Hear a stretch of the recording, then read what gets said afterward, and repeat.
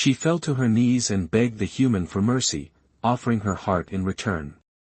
Surrender among the stars. The crystalline plains of Nebulon shimmered under the light of 3 moons, casting prismatic shadows across the battlefield. Lieutenant Commander Dominic Reed moved deliberately through the aftermath of the skirmish, his exosuit sensors scanning for survivors among the fallen. The Terran Special Forces had efficiently neutralized the Celestion ambush, another desperate attempt by the inhabitants of this star system to push back against humanity's expansion. Perimeter secure, Commander, Lieutenant Jansen's voice reported through his comm, all hostiles neutralized except for one. Awaiting your orders. Reed acknowledged with a quiet command and turned toward the lone survivor, a female Celestion warrior kneeling in the iridescent sand 30 paces away. Her curved blade, slick with both human and alien blood, was planted in the ground before her, serving as her only support. Without it, she would have collapsed entirely. The Celestian's opalescent skin reflected the moonlight in shifting patterns of blue and violet.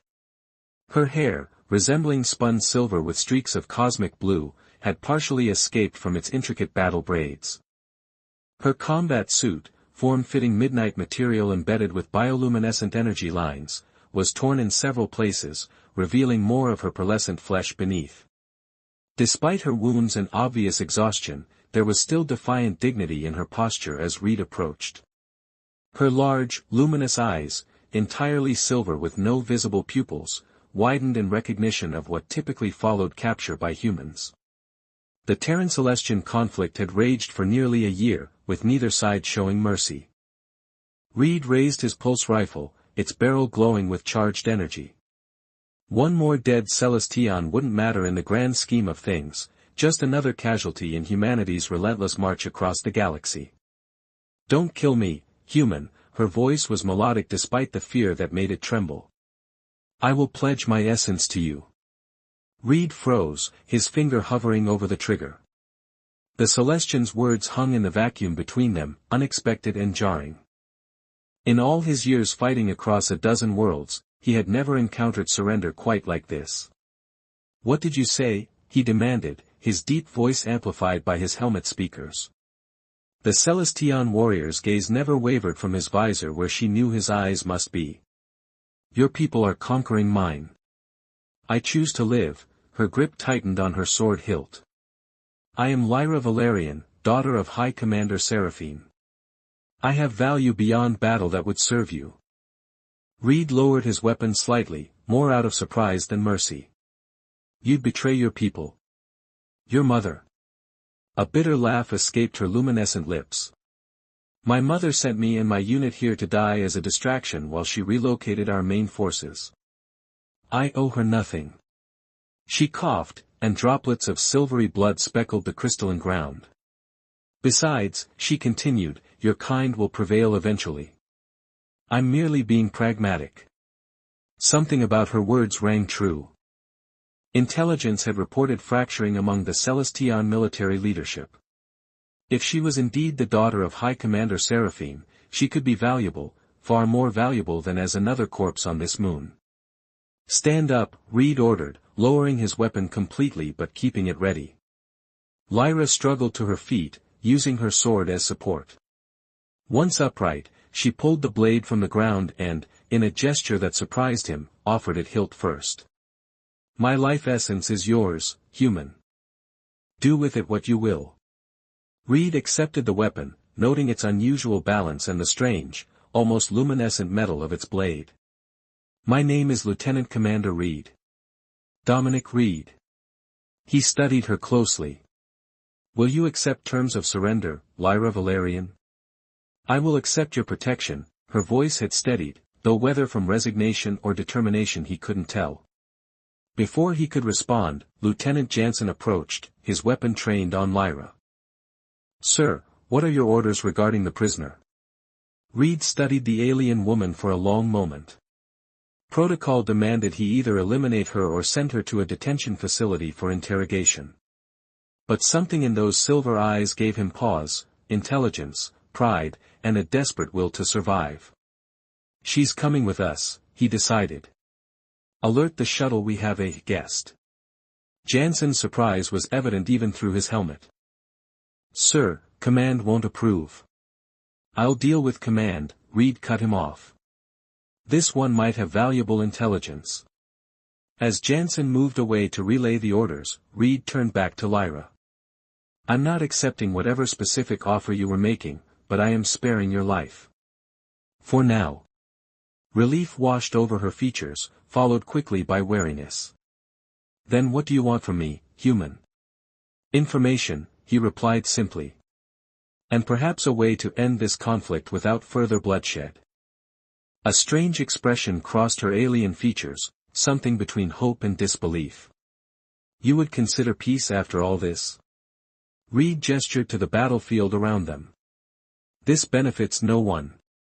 If there's another way, I'm willing to listen." For the first time, Lyra's lips curved into a small, cautious smile that transformed her face. "Then perhaps we both might survive this war after all." As the Terran shuttle descended through the crystalline dust clouds, Reed couldn't shake the feeling that his decision would change everything, not just for him and this alien warrior, but possibly for both their species. Whether that change would be for better or worse remained to be seen. The journey to the human base was a blur of starlight and tense silence. Lyra sat rigid in the transport shuttle, her wrists bound by energy restraints that hummed with a soft blue glow. Across from her, Commander Reed watched her with unwavering attention, his dark eyes revealing nothing of his thoughts. The shuttle's interior was uncomfortably warm for a Celestion. Beads of luminescent moisture formed on Lyra's skin as her body struggled to adapt to the human-preferred temperature. She noticed Reed studying this reaction with scientific curiosity. "Your kind prefers the cold," he observed, breaking the silence that had stretched between them since leaving the battlefield. Lyra nodded. "Our bodies are adapted to Celestion atmospheric conditions. This heat." She hesitated. "It's rather significant for my people." Alliance of Hearts. 3 days after bringing Lyra to the base, Dominic found himself in General Orion's office facing an unexpected directive. "You want me to do what?" he asked, certain he had misheard. General Orion remained impassive behind her desk. "Intelligence believes we can extract more valuable information by exploiting the prisoner's cultural expectations." "By exploiting, you mean allowing her to believe her offer of essence pledging is being considered?" The clinical tone made the suggestion even more unsettling. "Captain Westfield's cultural analysis indicates that in Celestion society, such arrangements create a bond of trust. We need that trust, Commander." Dominic felt his jaw tighten. "With respect, General, that crosses several ethical lines. This is war, Reed. Lines get crossed." Orion slid a data pad across the desk. Her information about her mother's southern mountain base checked out.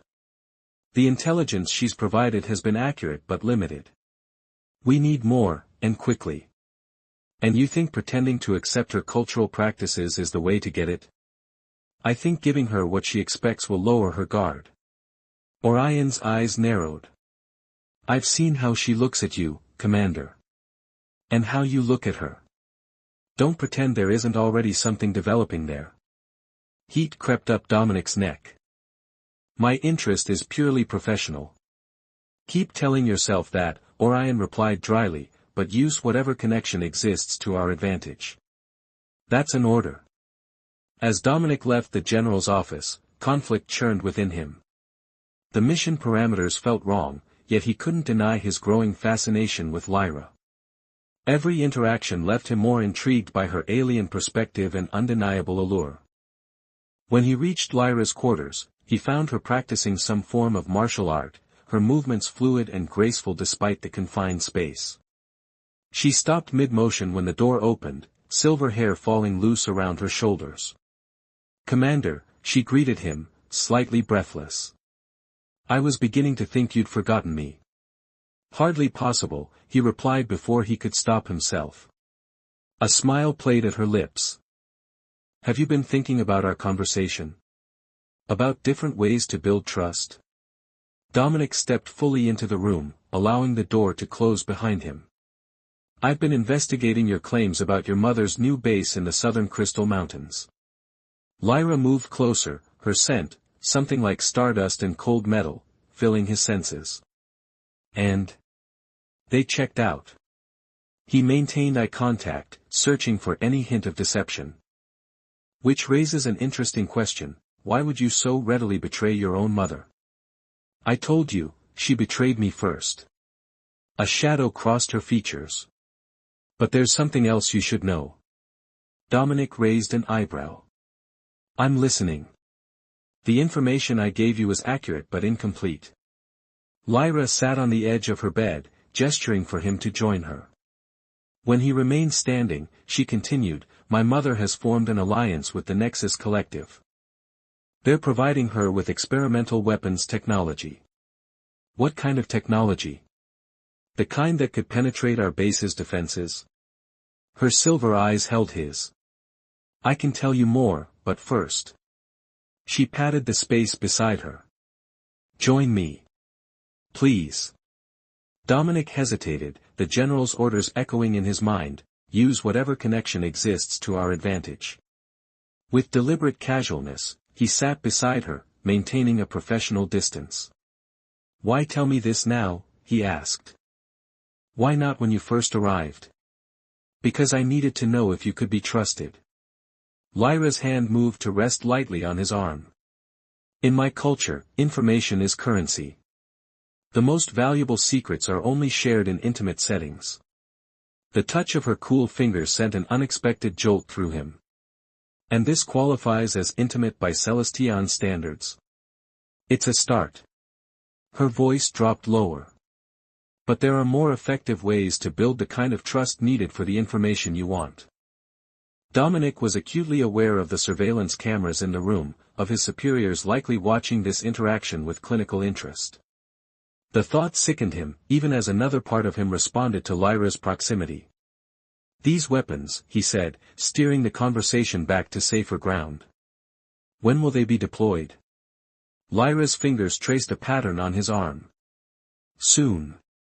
Within days. Her brow furrowed. But there's something that doesn't add up about my mother's strategy. It's almost as if. As if what? Dominic prompted when she trailed off. As if she wants to be discovered. Lyra frowned. The southern base is too obvious. My mother is many things, but careless isn't one of them. A warning bell sounded in Dominic's mind. You think it's a trap? I think there's more happening than either of us understands. Lyra's hand moved to his face, her cool palm resting against his cheek. Trust works both ways, Commander. I've given you valuable information. Now I need something in return. What do you want? His voice had grown hoarse. The truth about why humans came to the Celestion system. This isn't just about territorial expansion, is it? Dominic felt caught between duty and something else, something dangerous and undefined. General Orion wanted him to exploit Lyra's cultural expectations, but what if she was doing exactly the same to him? No, he admitted finally. It's not just about expansion. But that information is classified. Nothing stays classified between essence-bonded warriors. Lyra leaned closer, her breath cool against his skin. In my culture, there are no secrets in the glow of shared essence. The implication hung between them, charged and tempting. Dominic knew what his superiors expected, what they had ordered: use her cultural beliefs to gain her trust, extract information. But as Lyra's face drew nearer to his, another possibility occurred to him. What if I told you, he said carefully, that I'm under orders to exploit your cultural practices to gain your trust? Surprise flickered across her features, followed by something like respect. Then I would say you are more honorable than most warriors I've known, to admit such a thing.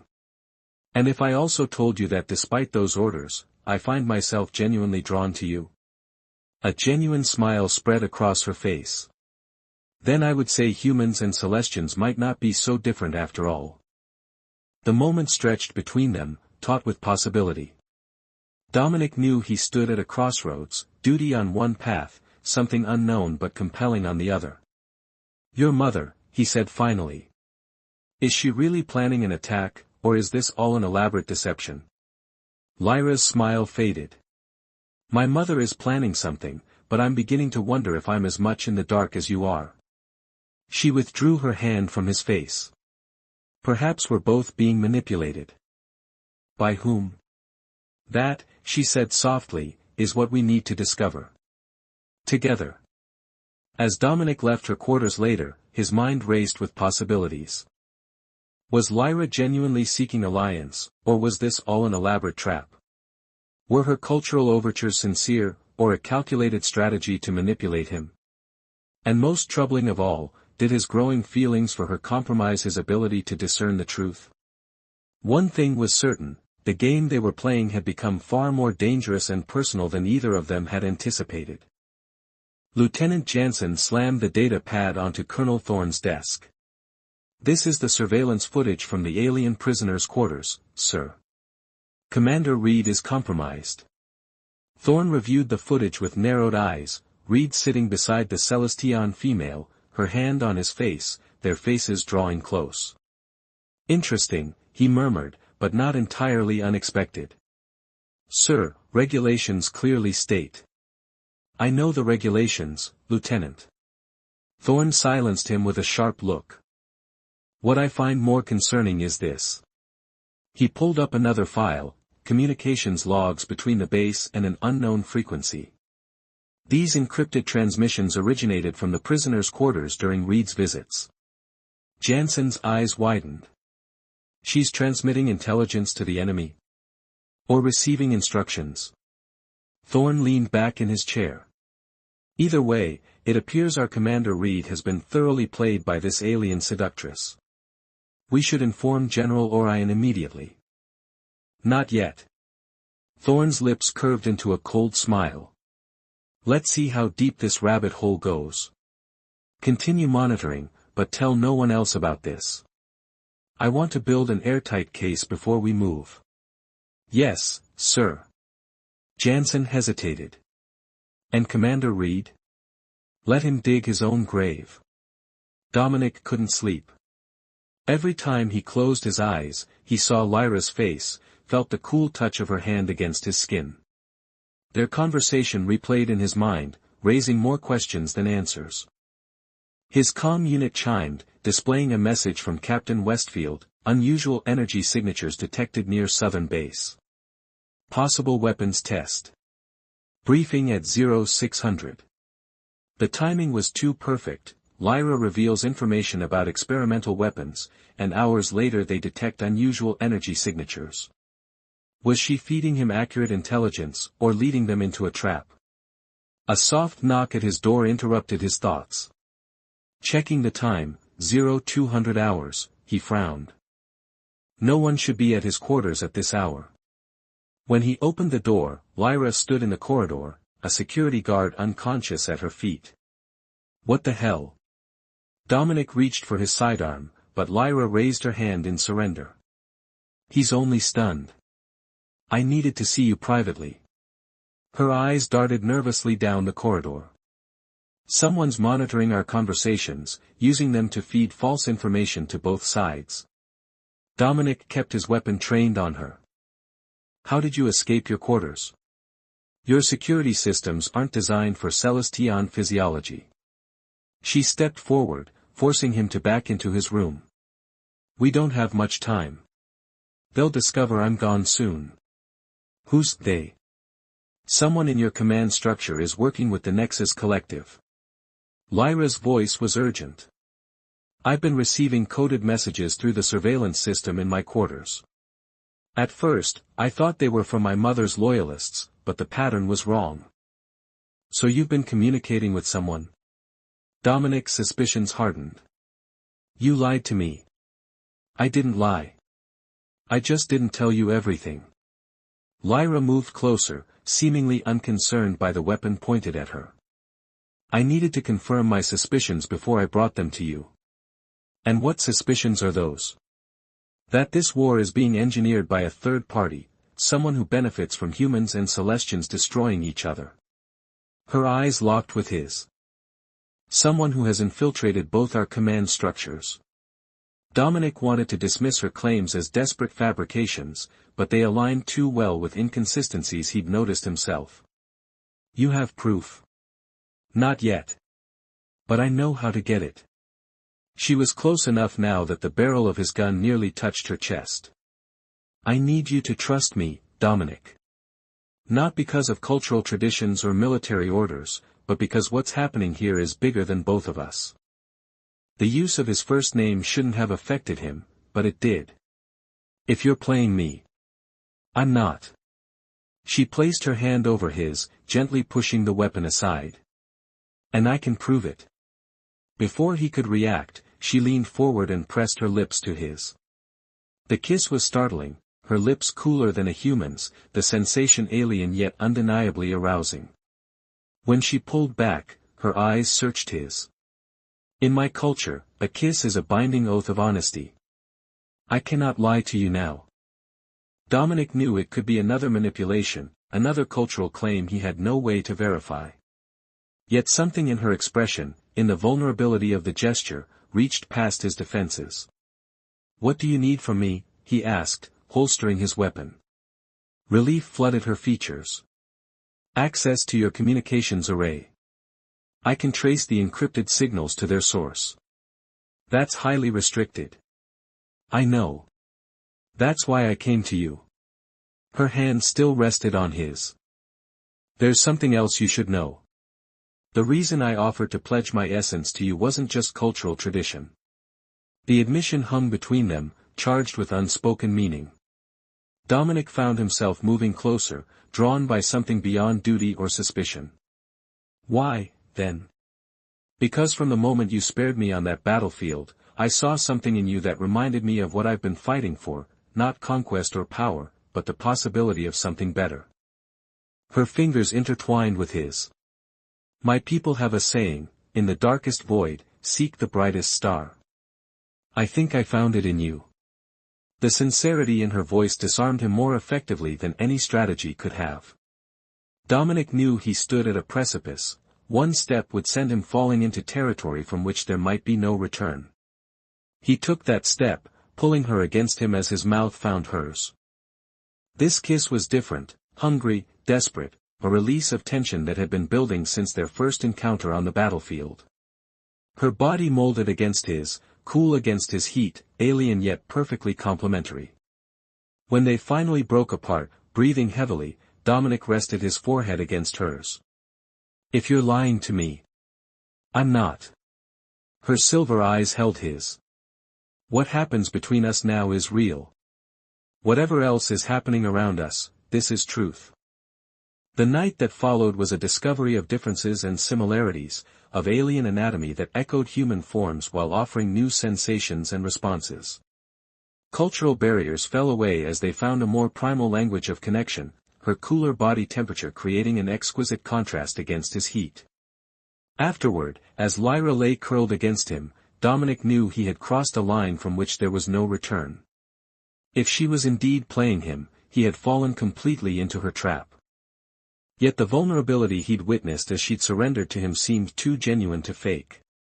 We need to move quickly, she murmured against his chest. When they discover I'm gone.